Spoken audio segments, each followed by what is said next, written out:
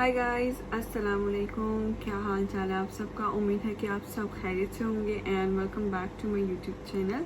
अगर आप न्यू हैं तो काइंडली सब्सक्राइब करें क्योंकि मैं फ़न किस्म के व्लॉग्स डालती रहती हूँ। और अगर आप ओल्ड हैं तो kindly hit the like button, hit the bell icon button, ताकि आप मेरे आने वाले व्लॉग्स मिस ना करें। अच्छा जी, जो आज का व्लॉग है वो है प्रेगनेंसी से रिलेटेड और ये लास्ट व्लॉग है मेरा प्रेगनेंसी से रिलेटेड। अगर आप तो न्यू है और आपको इस व्लॉग में वो अपने सवालों के जवाब नहीं मिलते तो काइंडली जो मेरे प्रीवियस व्लॉग्स हैं वो ज़रूर देखिएगा, कॉज मैंने काफ़ी चीज़ें उनमें कवर कर दी हैं। खैर, आज के व्लॉग में मैं आप लोगों को अपने प्रेगनेंसी के डार्कर डेज शेयर करूँगी। Basically not darker days but आप बोल सकते हो टफ डेज थे, बहुत ज़्यादा टफ डेज थे, ठीक है। और उनको मैंने किस तरह से टैकल किया। अच्छा, इससे पहले मैं स्टार्ट हूँ, मैं आप लोगों को ये क्लियर करती जाऊँ कि मेरा ये व्लॉग बनाने का मकसद ये नहीं कि जो प्रेग्नेंट हैं जिनका टाइम करीब है डिलीवरी का, मैं उन्हें परेशान करूँ, उन्हें घबराऊँ। इस चीज़ को माइंड में रखिएगा कि हर इंसान की प्रेगनेंसी डिफरेंट होती है, हर इंसान का जिस्म डिफरेंट है, उसकी दर्द बर्दाश्त करने की कुव्वत डिफरेंट है। सो घबराए ना, ज़रूरी नहीं जो मेरे साथ हुआ वो आपके साथ हो, सो बिल्कुल घबराए ना। ये मैं इसलिए शेयर करूँ ताकि आप लोग भी अवेयर रहें कि अगर इन केस जो मेरे साथ हुआ है वो आप लोगों के साथ एंड मोमेंट पे ना हो, आप लोगों को पहले से पता हो। खैर, अल्लाह करे कि किसी दुश्मन के साथ भी ना हो। So let's get started. अच्छा, तो जो फर्स्ट है मैंने आप लोगों से शेयर करना है वो ये है कि मुझे ऐसा लगता है कि लिटरली मेरी प्रेगनेंसी में अल्लाह ने 3 बार मुआवजे किए हैं। मतलब मेरी फजर, मेरी जान को अल्लाह ने 3 बार बचाया है। कैसे? फर्स्ट टाइम तो ये था कि जब मैं प्रेग्नेंट थी मुझे खुद को पता नहीं था। मैं सेकंड मंथ में थी and I was on vacations. मैं हुंजा और गिलगित गई हुई थी और मैं लिटरली हाइकिंग कर रही थी। मैंने पहले भी बताया होगा बट आप लोग खुद सोचें कि जोन से मंथ्स बहुत सेंसिटिव मंथ्स होते हैं जहाँ पे लोग डॉक्टर स्पेशली आपको रेस्ट का बोलते हैं। और मुझे लिटरली नॉलेज ही नहीं था कि मैं प्रेग्नेंट हूँ और मैं जो है ना हाइकिंग कर रही हूँ, पहाड़ चढ़ रही हूँ, जंप्स कर रही हूँ, बिल्कुल खाने का पता ही कोई नहीं, सारा सारा दिन कोई इवन पानी का नहीं पता। लेकिन अल्लाह ने मुझे ऐसा पूरा यकीन नहीं, इवन मुझे क्या, इवन डॉक्टर ने बोला कि अल्लाह ने बचाया। तब मेरे अल्लाह ने मेरी जान को बचाया, मतलब मेरी फजर को। 2 जनवरी का मंथ जब स्टार्ट हुआ वो उस वक्त मैं अपने 5th मंथ में थी। अच्छा, तो मैं डॉक्टर के पास गई चेकअप करवाने। यूजुअल चेकअप्स जो उनसे हो रहे थे मेरे, बिल्कुल सब कुछ स्मूथ चल रहा था, अल्लाह का शुक्र है, कोई कॉम्प्लिकेशन कुछ नहीं था। बस जनवरी में मैं गई हूँ डॉक्टर के पास चेकअप करवाने एंड रेंडमली जो है ना हमने डिसाइड किया कि क्यों ना एक प्रॉपर फुल स्कैन किया जाए। तो फुल स्कैन जो है ना इंटरनली किया जाता है। तो जैसे ही उसने इंटरनली स्कैन किया, शी वॉज लाइक इस्मा, आई वॉज लाइक क्या हुआ? उसने कहा कि हाँ, बेसिकली मेरा वो वाला स्कैन हो रहा था जिसमें 4D स्कैन होता है बेसिकली, जिसमें बेबी की पिक्चर्स आती हैं। तो 4D स्कैन के लिए मैं गई थी एंड वो जब बाहर से स्कैन कर रही थी तो इतनी खुश हो रही थी, मुझे बता रही थी कि इसमें ये देखो बेबी का ये बैकबोन है, बेबी की ये बेबी का सर है, ये बेबी की लेग्स हैं। And she was being so happy, even I was being so happy कि चलो अल्हम्दुलिल्लाह सब कुछ ठीक ठाक है। एंड सडनली बस एमी तुक्के से, ट्रस्ट मी, सिर्फ तुक्के से कि मैंने उसे बोला, मैंने कहा आज रश नहीं है, एक प्रॉपर बड़ा स्कैन कर लेते हैं, मतलब इंटरनली से। सो शी वाज लाइक ठीक है, एक इंटरनल स्कैन कर लेते हैं। And the time she entered and she was like इस्मा, आई वाज लाइक क्या हुआ? शी इज लाइक इस्मा, तुम्हारी सर्विक्स शॉर्ट हो रही है। अच्छा, जिन लोगों को सर्विक्स का मतलब नहीं पता वो काइंडली गूगल कर लें, बिकॉज उसको मुझे भी नहीं पता था, अब मुझे डेफिनेटली अच्छा खासा पता है। और अगर तो आप ये वीडियो देख रहे हो तो आपको पता होगा सर्विक्स क्या होता है, बिकॉज डेफिनेटली आप इस फील्ड में होंगे। तो मेरी सर्विक्स शॉर्ट हो रही थी एंड सर्विक्स शॉर्ट से मतलब मेरी सर्विक्स उस टाइम 1.8 थी।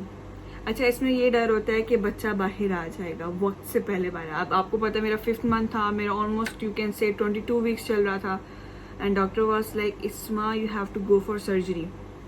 मैं परेशान, लिटरली मैं परेशान कि मैं आई हूँ अकेली, मैं अकेली जा रही थी डॉक्टर के पास चेकअप करवाने, because everything was absolutely amazing. तो मैं गई अकेली और वो सडनली मुझे कह रही कि अभी एडमिट हो। मेरे लिटरली होश उड़ गया, मैंने जो रोना शुरू किया हॉस्पिटल में। और शी इज़ लाइक तुम्हें सर्जरी करवानी पड़ेगी ना। बस लाइक क्यों सर्जरी, सर्विक्स क्या होता है? फिर उसने मुझे एक्सप्लेन किया और मैंने कहा किस वजह से, मेरी वॉक करने की वजह से? क्या कहती नहीं, यूजुअली जब फर्स्ट प्रेगनेंसी होती है उसमें यूट्रस कैसे प्रेगनेंसी को हैंडल करता है वो बहुत जो है ना रेयर होता है जज करना, तो तुम्हारा यूट्रस काफ़ी वीक है, जो जो है ना बेबी का वेट नहीं संभाल पा रहा और उसके बेबी काफ़ी नीचे आ गया। अब मैं परेशान, और मैंने से बोला कि मैं सर्जरी ना करवाऊँ तो उसने कहा नेक्स्ट 2 डेज़ तक बच्चा मेरा मतलब बेबी जो है ना बाहर आ जाएगा, और ही और she is just in 22 weeks, तो हम कुछ नहीं कर पाएंगे। आप यकीन माने, मतलब उसने इन शॉर्ट मुझे ये कहा कि बेबी ज़ाया हो जाएगा। मेरे लिटरली होश उड़ गए। मैंने इमरान को कॉल की, he came all the way from office. हमने वो सारा दिन लिया जबकि डॉक्टर कही थी उसी वक्त एडमिट करो, but we wanted a second consultation. हम मतलब सेकंड थॉट देना चाह रहे थे उसको कि किसी और से भी हम चेक करवा ले। Then we went to another hospital and उसने भी एग्जैक्ट वही वर्ड्स बोले कि आप फ़ौरन जितनी जल्दी हो सके सर्जरी करवाओ। है फिर नेक्स्ट डे सर्जरी के लिए गई, और जब सर्जरी के लिए नेक्स्ट डे गई तो डॉक्टर ने ये कहा कि इसमें अब और देर होती तो काम ख़राब हो जाना था, क्योंकि इवन कल से अब तक भी थोड़ा सा और शॉर्ट हो गया। सो सर्जरी हुई। अब सर्जरी का मेरा एक्सपीरियंस कैसा रहा मैं आपको बताती हूँ। मैं लिटरली फ़र्स्ट टाइम मेरी लाइफ में, मैं ऐसी बंदी जो बहुत कम बीमार होती है। आई हार्डली ईट मेडिसिन और hardly even see the face of hospital. So surgery के लिए गई हूँ, एंड वो जो ड्रामों में देखते हैं ना आप, आपको पूरा वो ब्लू कलर का कपड़ा पहनाया होता है और आप एक लिटरली थिएटर के अंदर जा रहे होते हो, कोई आपके साथ अंदर नहीं आ सकता, और एक बड़ा सा लाइट आपके सर पे है, और it was really scary, really scary. अब जो सर्जरी थी उसका नाम है क्या नाम था, सर्विकल नहीं सर्कलाज, सर्वाइकल सर्कलाज करके कुछ नाम था सर्जरी का। ओ माय गॉड, मैं नाम तक भूल गई हूँ, मुझे लिटरली याद ही नहीं रखना ये सब कुछ।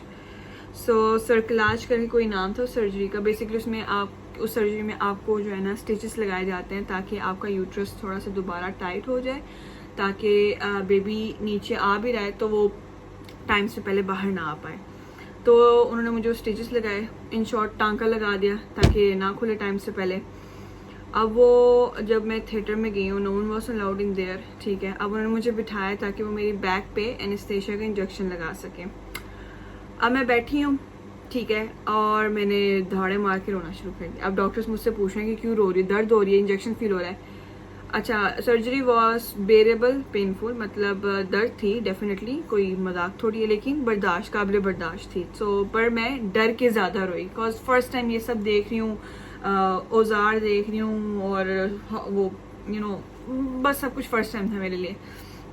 उन्होंने मुझे बिठाया, मैंने ऐसे रोना शुरू किया जैसे बच्चा रोता है, मोटे मोटे आंसू। खैर उन्होंने मुझे बोला काम रो, कुछ नहीं होगा। उन्होंने मुझे इंजेक्शन दिया and with in few seconds मेरी हाफ बॉडी नम, मुझे फील ही ना हो कुछ।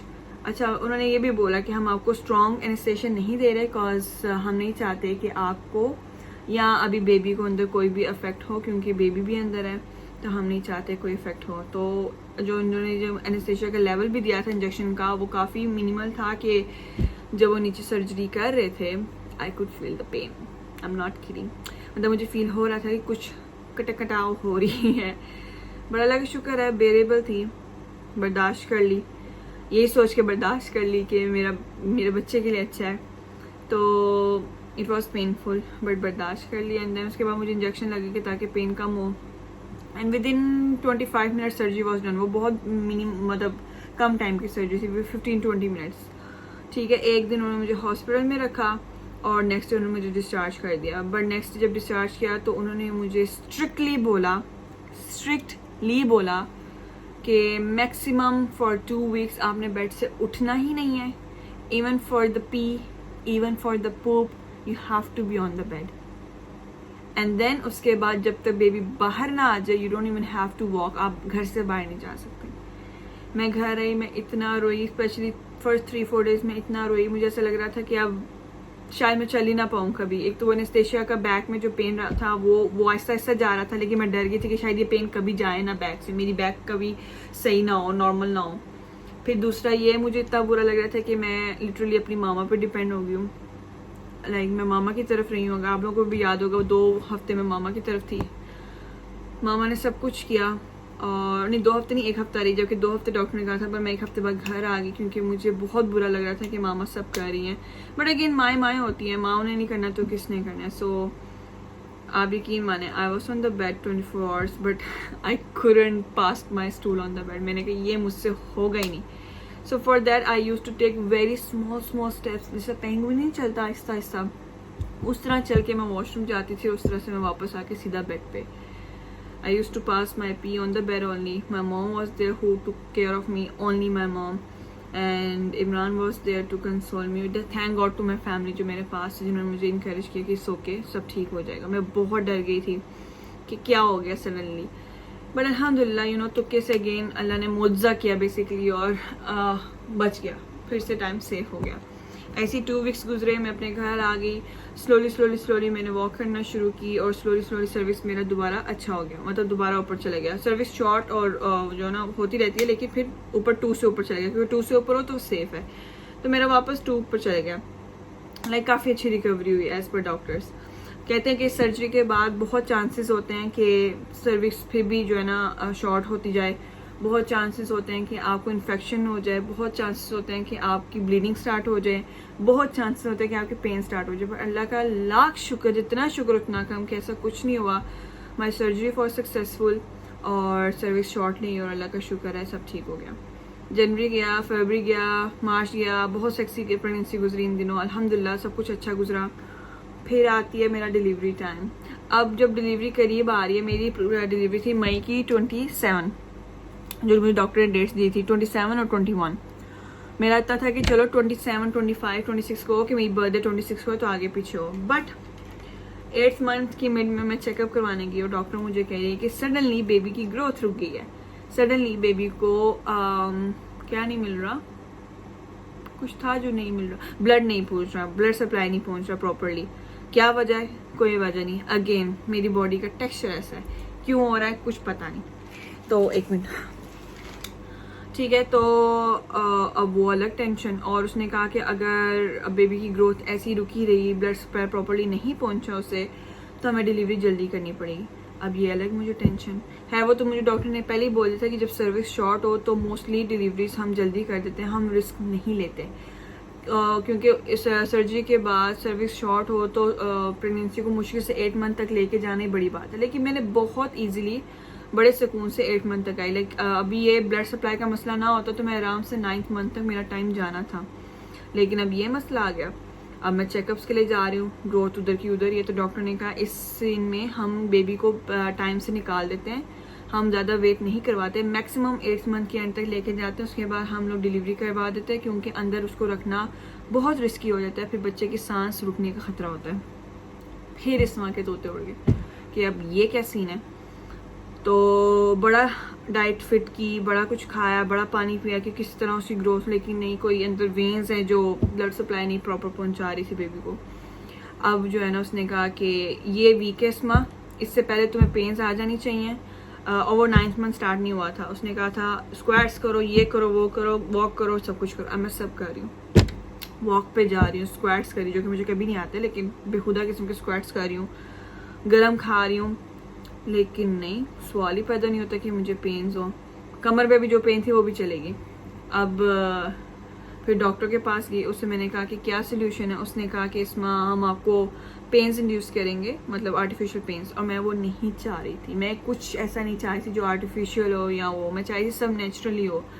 अब उसने मुझे कहा कि तुम इस दिन आना, हम तुम्हारी मेम्ब्रेन टच करेंगे। आप लोगों को पता होगा मेम्ब्रेन टच का क्या मतलब है, ठीक है। अब उसने फर्स्ट डे मेरी मेम्ब्रेन टच की, कख फ़र्क नहीं पड़ा। फिर 2 दिन बाद दोबारा गई और उसने दोबारा टच की, और घर आई, मुझे मतलब उसके पास में गई, मैं मुझे कोई फ़र्क नहीं पड़ा। फिर उसने दोबारा टच की और मैं घर आई, तो मुझे ये था कि अभी भी नहीं, क्योंकि उसने कहा था कि अब ना हुई तो नेक्स्ट डे सुबह अपना सामान लेके आ जाना, हम जो है ना वो पेन्स लगा कर तुम्हें एडमिट कर लेंगे। अब मैं घर आई तो मैं मामा से परेशान हुआ, क्योंकि मामा नहीं यार मुझे नेचुरल पेन्स चाहिए, मुझे ये नहीं, ये बोला है मैंने, और मुझे एकदम से पेन हुई, और वो इतनी लाइट पेन थी कि मैंने इग्नोर की। घर आके पराठा थप रही हूँ, जबकि मुझे डॉक्टर ने बोला था कि पेन स्टार्ट हो तो कुछ नहीं खाना। मैं घर आके पराठा खा रही हूँ, पराठा खाते फिर पेन आई, मैंने फिर इग्नोर की। फिर तीसरी बार आई, फिर मैंने अपनी भाभी से पूछा कि ऐसी ही पेन, तो उसने कहा हाँ, और उसने कहा रुक जाओ ना खाओ, और मैं कि मैं मुझे पराठा खाना था, मैंने फिर खाया पूरा पराठा खा के। फिर मैंने अपनी मामा को बताया, उसने कहा चलो चलें। सामान रेडी था, इमरान को बुलाया ऑफिस से, इमरान का भी वो टाइम था वापस आने का, तो क्योंकि रमज़ान थे वो वापस आ रहे थे।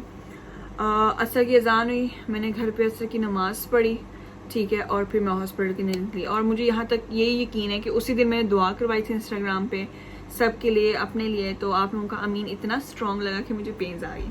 अब मैं इतनी खुश कि चलो अल्लाह का शुक्र है नेचुरल पेन्स आ गई, काबिल बर्दाश्त। नमाज पढ़ी, 4 बजे शुरू हुई, नमाज पढ़ी, आराम से हॉस्पिटल गई, हॉस्पिटल में जाके लेटी आराम से, और 5 बजे तक मैं आराम से बिल्कुल पेन बर्दाश्त करी थी, नॉर्मल पेन थी।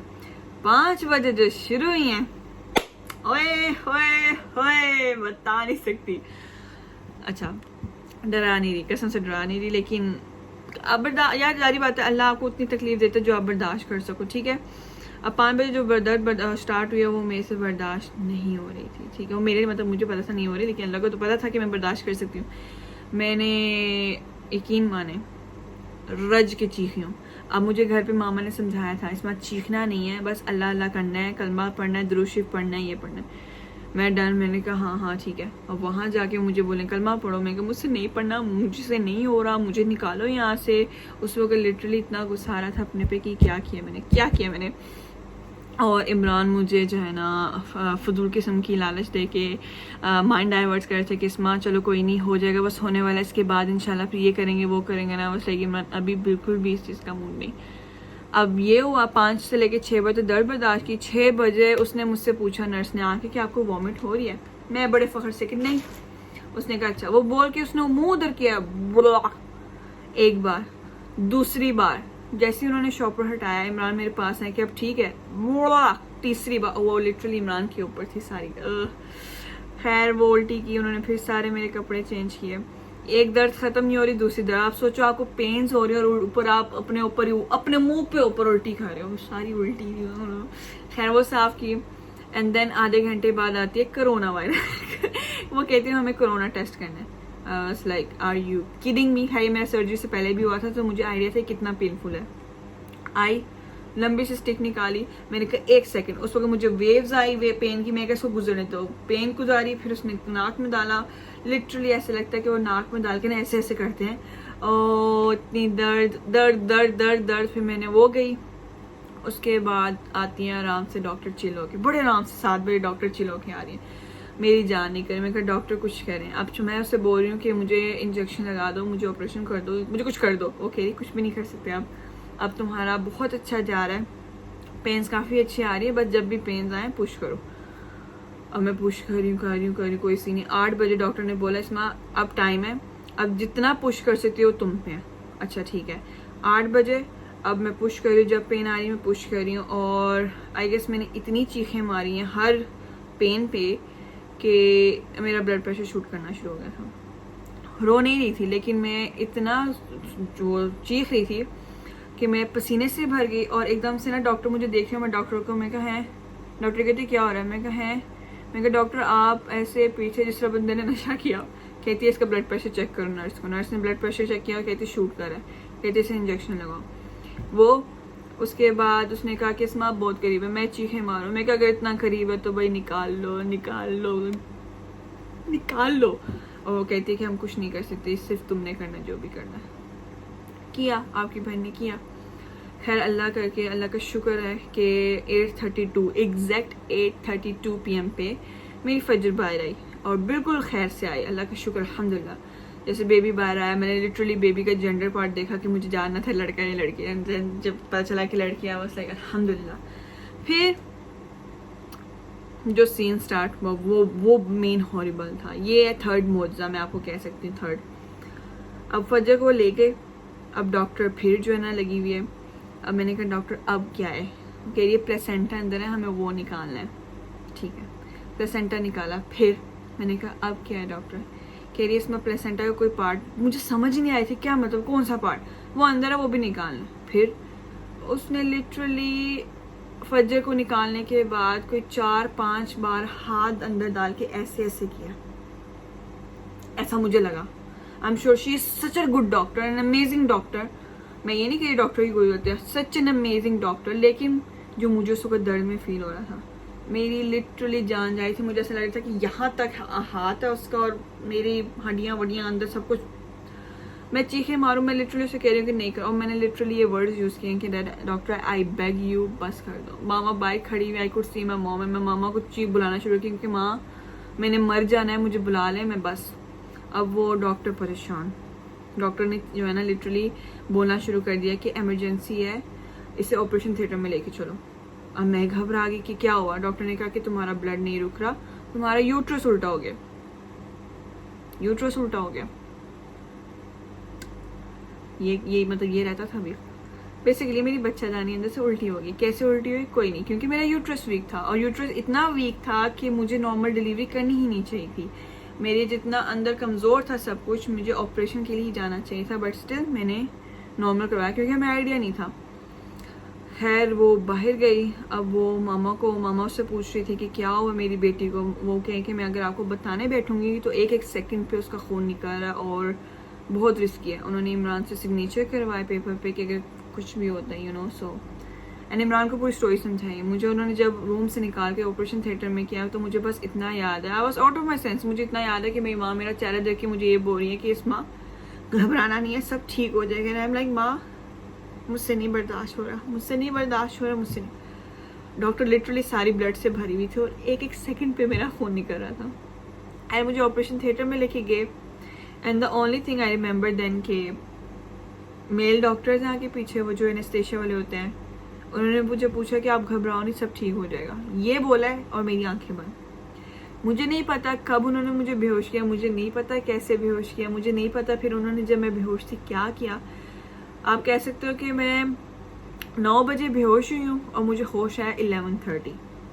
बेसिकली ये 2-2.5 घंटे 9 से लेके 11:30 तक मैं मर चुकी थी। अपने लिए मैं मर चुकी थी, क्योंकि जब मुझे होश आया मुझे रियलाइज हुआ कि मैं बेहोश थी।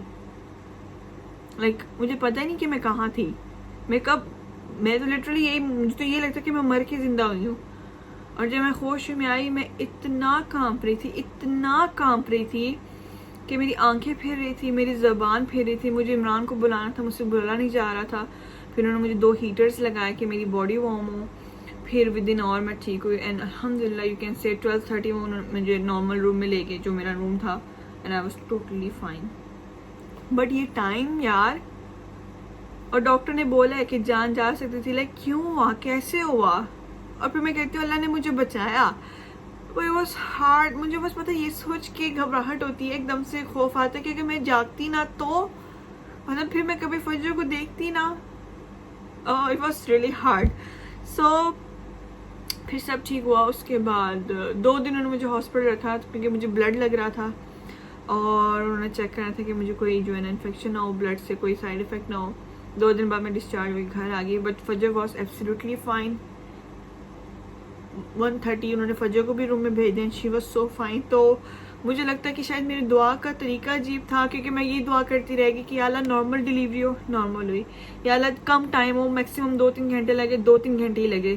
फिर ये दुआ करती थी कि या अल्लाह फजर को कुछ ना हो, खैर से आए, बस जैसी आए बाहर वो इतनी ठीक हो कि रूम में, और अगले दिन ही हम घर आए। लेकिन शायद अपने लिए वो, क्योंकि मैं भी ठीक रहूँ, मैं भी घर आऊँ, वो दुआ निकली नहीं शायद मुँह से।